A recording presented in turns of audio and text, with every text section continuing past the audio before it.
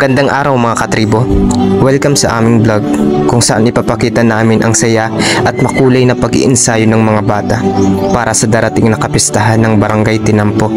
Ito pala ang pangalawang imbitasyon ng Tribong Bayandong upang mag-perform at ipamalas ang angking galing nila sa pagsayaw. Tara at samahan nyo kami sa kanilang journey ng saya, pawis at dedikasyon. Kaya tara, samahan nyo ako. Isang makabuluhang araw na naman ang ating pagsasamahan. Kamusta? Ako si Direk RJ Carino Lagnilla, ang isang direktor ng Tribong Bayandong. Tara, samahan niyo ako. Ipanalo natin to. Ang mga bata ang magdadala ng buhay sa selebrasyon sa pamamagitan ng kanilang talento sa pagsayaw, tablo at iba pang performances.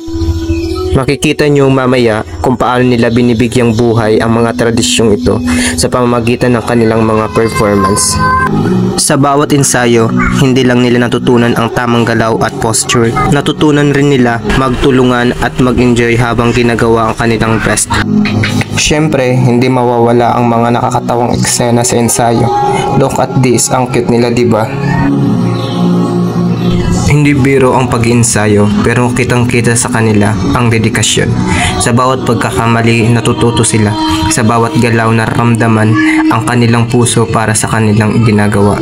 Proud na proud kami sa kanila dahil kahit mga bata pa sila, pinapakita nila kung gaano nila pinapahalagahan ang ating kultura at tradisyon. At dito nagtatapos ang ating masayang araw ng pag-iensayo kasama ang mga bata. Sila ang nagpapakita ng liwanag at sigla ng ating barangay. Sa darating na kapistahan, siguradong magbibigay sila ng inspirasyon at kasiyahan sa ating lahat. Maraming salamat sa pagsama sa amin.